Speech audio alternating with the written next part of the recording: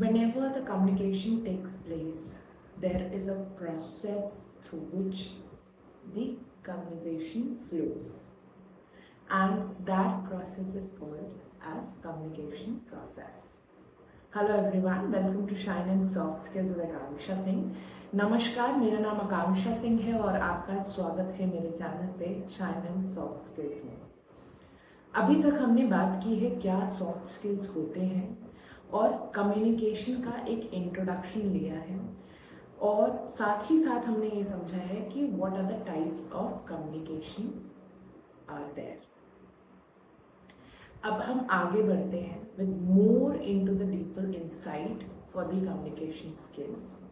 And जिसने भी videos नहीं देखे हैं पहले के, the links are given below in the description. You can go and visit those videos and go through them before going through this video, because I always want you all to be clear about whatever I'm telling you. So start with, we were talking about the communication process. Whenever we are communicating with the person, there is a flow, there is a steps, there are stages through which the conversation flows. The first step is the center. Let's take my example. I am here, the center. Okay, I am communicating with you. So this conversation has a first step as a sender, as me. Now, as I am the sender, I have to share some message with you. So now what message we are talking on? Soft skills, communications. So this I am formulating in a way that you can understand it in the message, so that converting it to a understandable language and sending it to you, the receiver. You all viewers are my receivers. So the first is sender.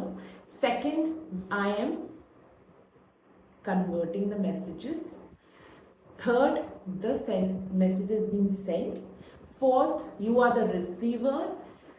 Fifth, you have received the message. Now you are interpreting it. What is she saying? You are converting and decoding it to your own understanding and trying to perceive it in the same manner that I want to say it to you.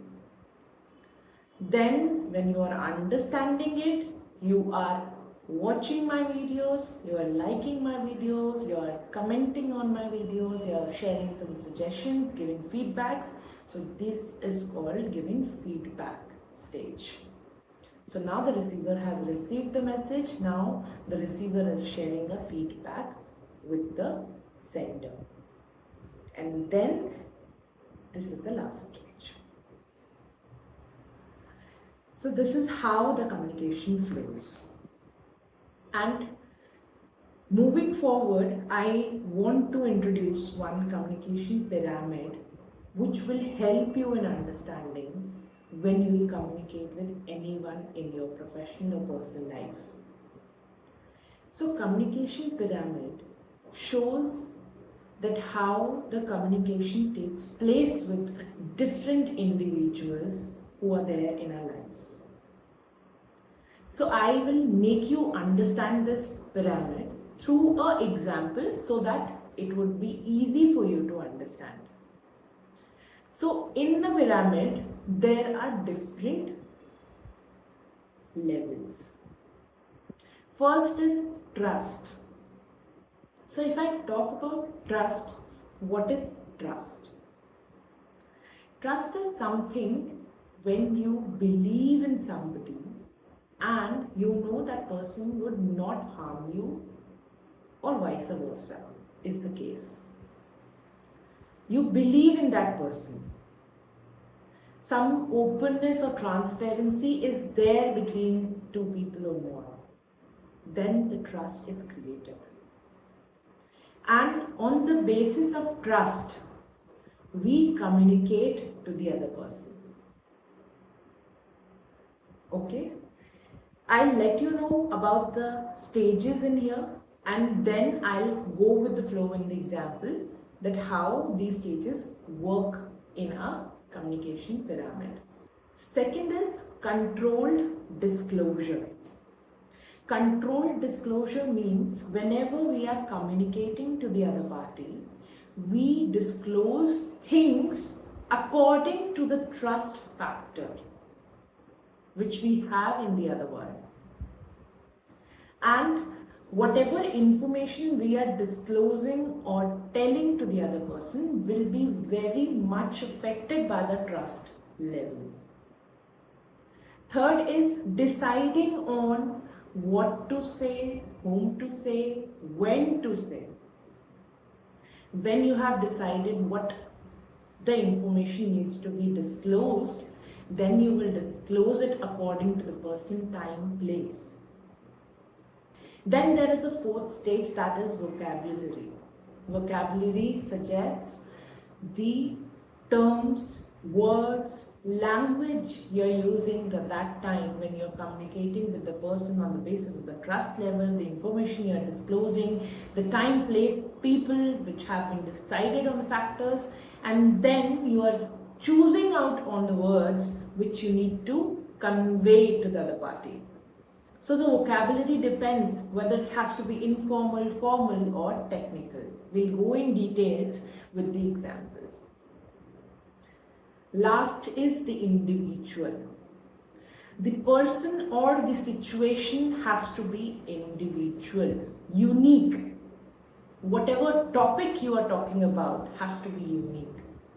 Whatever conversation takes place has to be related to that individuality.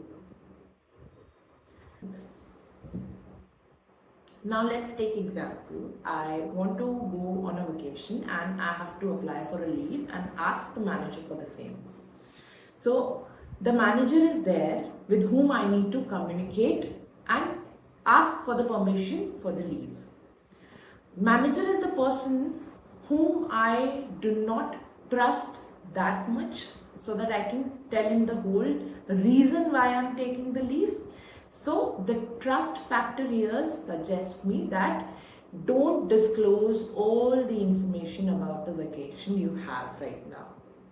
Just ask for the permission that you have to go somewhere and ask for the leave. So trust factor is very little. According to that, I am disclosing a very little information about my vacation, and then I have to decide at what time should I talk to him regarding the permission.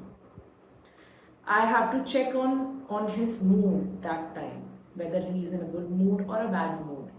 He's busy or free that time, or you can say available at that time.